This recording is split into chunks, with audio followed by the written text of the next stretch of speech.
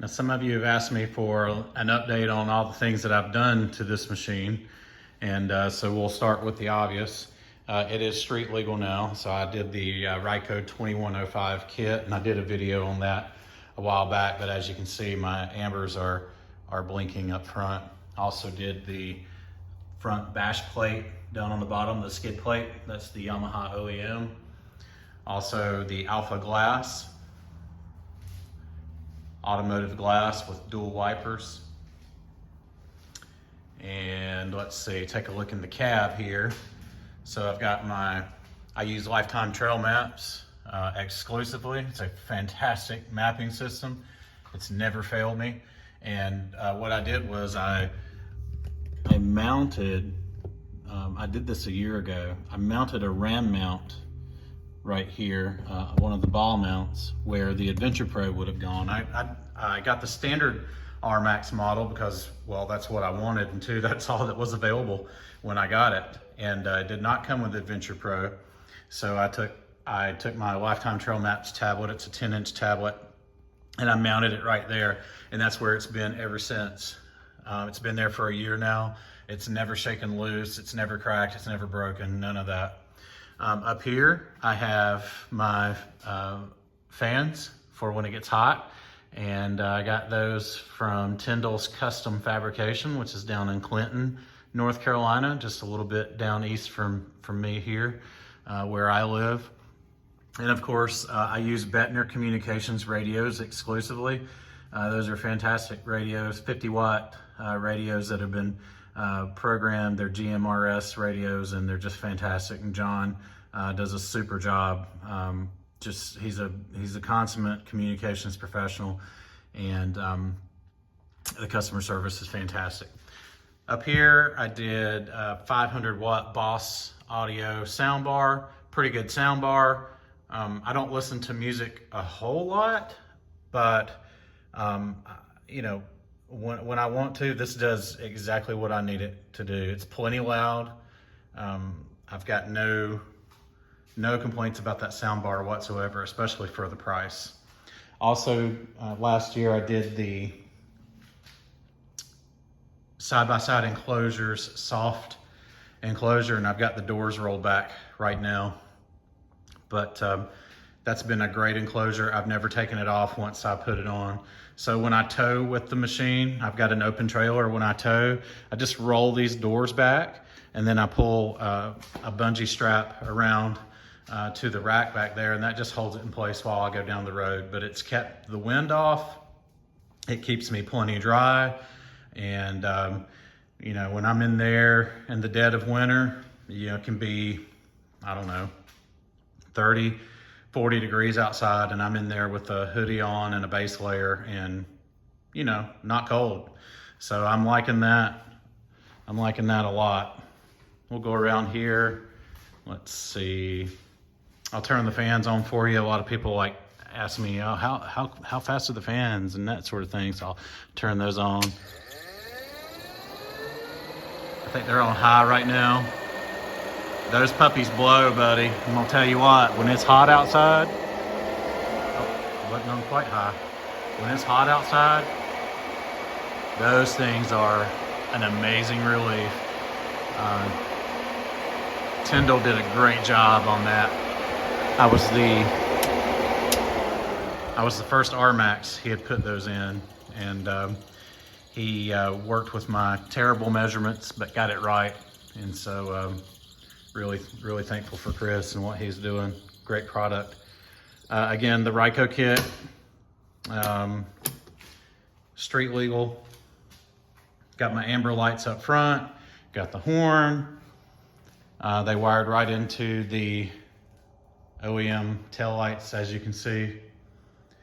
And as you can see back here, I've got the Down to Fabricate Adventure Rack. So this was made by Scott D'Amico, who owns Down to Fabricate, which is located just across from Ride Royal Blue Resort in Pioneer, Tennessee.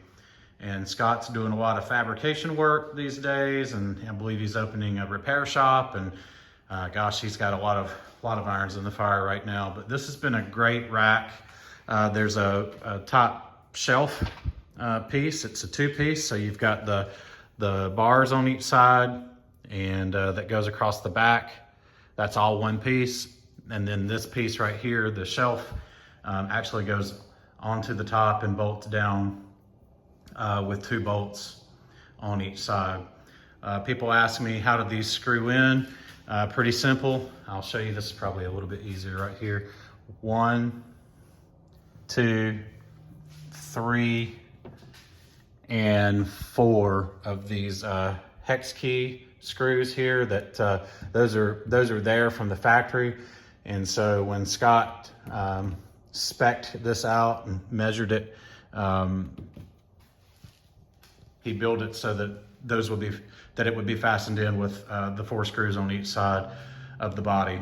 It's never come loose. It's super tight. It does not rattle. I'm really enjoying it. I carry a lot of stuff. Most people that ride with me will tell you that if Daniel doesn't have what you're needing out on the trail, you probably don't need it. I don't know if that's entirely true. I don't want to jinx myself, but I do carry a lot of things. So my tusk bag here in the middle, I have my winch kit. So all the goodies with the winches, the synthetic extension rope, the snatch block, the whole Magilla. And then I also carry extra tie rods. I carry extra ball joints, extra ball bearings, just kind of the essential things that you might need for a repair out on the trail, or even if you don't want to do the repair on the trail, you may not have a shop close to you that has the parts that you need. So at least if you have those with you, you can kind of limp yourself back and get back to camp and make the repairs there. The other thing I did was Scott at Down to Fabricate makes these cooler mounts. These are super nice. They mount mount wherever you want to, but they mount to the bed, and they're a quick release mechanism, so kind of like a canning jar, and that pops in and out very quickly, and that holds that cooler super well. Very tight, no vibration, no shaking, none of that jazz. I did see a comment about this rack and not being able to use it with the OEM rear glass. As you can see, I don't use OEM rear glass. I use a soft enclosure. That's just what I prefer, just from a cost standpoint and otherwise. But I've been told on the forum that Down to Fabricate is or has spec'd out another one of these racks that I assume recesses a little bit, and that allows you to use the OEM Yamaha rear glass so that when you pull the bed down and snap it back in place, then it doesn't hit your glass. People ask me, well, how do you see out the back? A couple of ways. There is that window right there. The other thing I have is a rear camera. Yep. I have a rear camera, and so I have the screen of it up here, mounted over my maps, and so I can just see out the back. Of course, I do have the rear view mirror as well, because that's required by the North Carolina Department of Transportation in order to be street legal. But that's there just, so that I'm a law-abiding citizen. Now, I can always move this. These are just, this whole bag, it's modular, so there's 3 pieces to it. And I literally just have these zip tied through the holes on this rack. And I mean, I tow this thing down the road 80 miles an hour in an open trailer. It's never budged. There's so much stuff in there, it probably wouldn't move anyway, even if I didn't have it zip tied. But that's that. And then I've got my chainsaw here. This is a Colpin brand chainsaw mount, and kind of an interesting configuration. It's probably built more for an ATV than a side-by-side, because it's got this piece right here where the chainsaw goes down in there. The bar actually holds down in there vertically, and then you've got this horizontal piece. And so what I did was I just raised this rack up, took the bolts out, the screws out, raised that rack up, slid that piece in there, and then put those screws back down in there. So the screws actually go through this plate, and buddy, is that thing sturdy. It's never moved. So that's been a really good place for me to mount that. And of course my roto packs, those work great with this system. You can see there's diamond cutouts here, and so I have the mounts through there, and those have been fantastic. This is a Hornet Outdoors spare tire carrier. I'm still a little on the fence about this one. You know, it puts weight on the back of the machine, but I think it's really okay. Honestly, I think it's just fine. I think it's just in my head. But I've got a full-size, you know, wheel and tire mount there. People have asked me, does the mount shake at the receiver? No, actually it doesn't. It's really sturdy.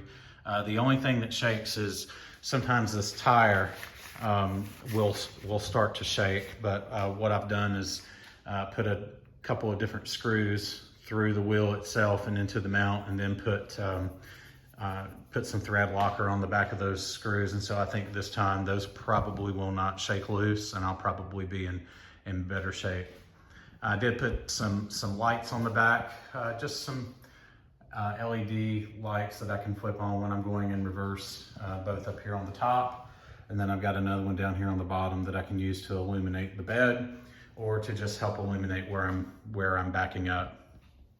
And of course the tail lights do that automatically. When you put this in reverse, those lights turn white, and that really does help. But I like having the separate LED lights as well. Trying to think of anything else that I've missed that I've done to this. I did do 4-point harnesses on this. Let me turn the light on here. So these are Aces Racing. I did 4-point harnesses for the first time, and boy, do I love those. On my Gen 1 Wolverine, I had just the regular seat belt, and it started to give me problems. It was, it wouldn't release properly. It wouldn't pull back in properly. It was just kind of a nightmare. And seat belt that came on this has been just fine, but I feel safer in these. I feel safer for my passenger in these. These are very sturdy, and I just feel better in those. I love the toggle switches, rocker switches, whatever you want to call them, on the spots that they put in these RMAXs from the factory. So you've got 1, 2, 3, 4, 5, 6 places here, kind of like right here beside the gear shift, where you can just pop this rubber piece out and you can put your rocker switches in there. So I've got one for the LED light, the rear light. I've also got one for my winch. I also do have the cord, the long cord for my winch, and that the receptacle for that is in the glove compartment there if I need it. These right here are actually just USB ports, so I can pull those covers off, and I've got several places to, you know, charge phones, charge cameras, anything that can charge via USB. One of the other things that I did immediately to this was put the D mode on, and that is as you can see, the OEM drive mode system on this RMAX, and that was a simple install. I love the crawl mode, and I love the sport mode. Sport mode really wakes this thing up. Crawl mode's awesome because you keep all your power, but it kind of desensitizes the throttle a little bit so that you can sort of finesse the rocks and those sorts of things. But I love this thing. It's so capable. I really love, probably the thing I love the most on this is the rear travel. I think it's about 17 inches. I think 16.9 to be exact. But man, it's really fun to see videos of this thing from the rear and watch those wheels drop down into ruts and things like that. It's just pretty darn cool. Well, that's a wrap on what I've done to the RMAX. Appreciate you guys inquiring about it and asking about it. Always fun to do these videos and just show everybody what we're doing. You know, gosh, getting these things ready for the trail is half the fun, isn't it? I mean, just being out in the shop, customizing, kind of anticipating problems and inconveniences and those sorts of things and trying to figure out how to get around them. That's always a lot of fun. Trying to make it more capable and more comfortable. Again, thanks for tuning in. If you haven't, if you liked the video, would appreciate it if you would hit the thumbs up, and I'd really appreciate it if you would subscribe too. Looking to bring you a lot more content this year, especially from my group rides. I've got 3 or 4 of them scheduled this year in some great places, and looking forward to bringing those to you as well. And you know, keep a check on my Facebook page on my events tab on when those events are. Love to have you come out and ride with us anytime. Thanks a lot, guys, and take care. Bye-bye.